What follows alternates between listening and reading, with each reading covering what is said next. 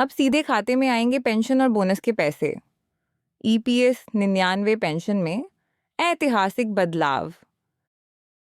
सम्मान के साथ जीने का हक अब सिर्फ सपना नहीं, हकीकत बन रहा है।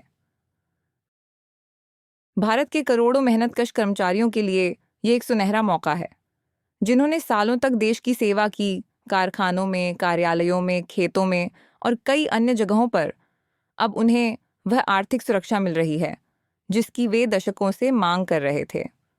Employees pension scheme EPSEN now 5 में सरकार द्वारा किए गए ऐतिहासिक सुधारों ने न केवल पेंशन भोगियों को राहत दी है, बल्कि एक नई उम्मीद भी जगाई है। क्या है EPS 99 पेंशन योजना और क्यों बनी यह एक बड़ा मुद्दा?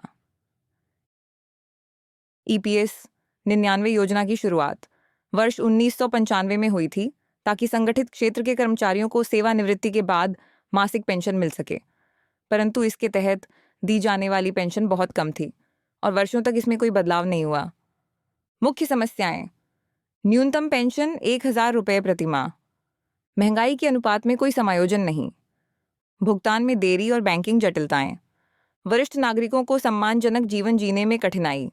इसलिए EPS 99 पेंशन भोगियों ने बीते कई वर्षों में सरकार के समक्ष मांग उठाई कि पेंशन को व्यावहारिक और सम्मानजनक बनाया जाए।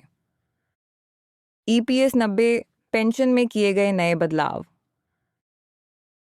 सरकार ने EPS 99 योजना में महत्वपूर्ण और ऐतिहासिक सुधारों की घोषणा की है, जो 1 अप्रैल 2025 से लागू होंगे।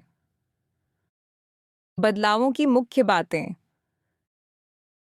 विशेषता पुरानी व्यवस्था नई व्यवस्था 2025 से लागू।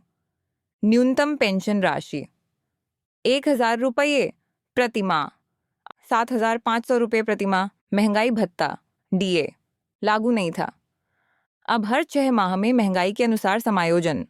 भुगतान प्रक्रिया मैनुअल वर्सेस कई बार देरी। सीधे बैंक खाते में स्वचालित भुगतान। लाभार्थियों की संख्या लगभग 58 लाख, बढ़ाकर 78 लाख से अधिक। नया सिस्टम नहीं। Centralised pension payment system CPPS। ये बदलाव क्यों जरूरी था? महंगाई के कारण 1,000 रुपये की पेंशन पूरी तरह अप्रासंगिक हो चुकी थी।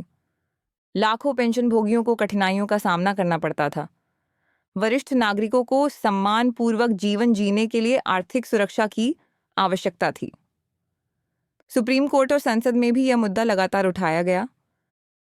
Centralised pension payment system CPPS क्या है? यह एक डिजिटल और पारदर्शी प्रणाली है जिसमें पेंशन सीधे लाभार्थी के खाते में जमा होगी। पते या बैंक बदलने पर भी भुगतान में रुकावट नहीं होगी। ट्रैकिंग और शिकायत निवारण तेज और सुलभ होगा। सुप्रीम कोर्ट का ऐतिहासिक आदेश।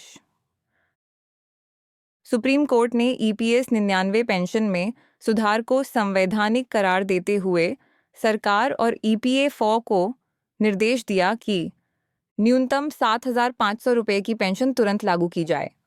हर 6 महीने पर महंगाई भत्ता जोड़ा जाए। पुराने पेंशन भोगियों को भी लाभ मिले।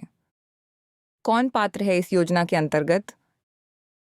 जिनकी EPA4 में सदस्यता है, जिन्होंने कम से कम 10 वर्ष की सेवा की है, जिनकी आयु 58 वर्ष या उससे अधिक है, या 50 वर्ष पर कम पेंशन के साथ।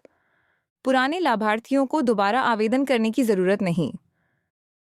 इसका सामाजिक और व्यक्तिगत असर।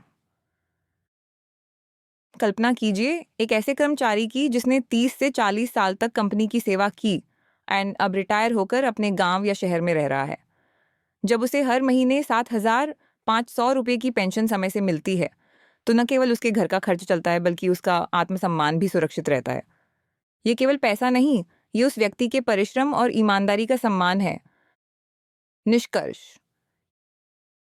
EPS 90 5 योजना में किया गया यह सुधार एक ऐतिहासिक कदम है। इससे करोड़ों वरिष्ठ नागरिकों को न केवल राहत मिलेगी, बल्कि यह सामाजिक न्याय की दिशा में एक सशक्त पहल भी है। यह केवल एक प्रशासनिक निर्णय नहीं, बल्कि एक सामाजिक क्रांति है। आपने देश के लिए जीवन भर काम किया, अब देश आपकी सेवा करेगा। डिस्क्लेमर।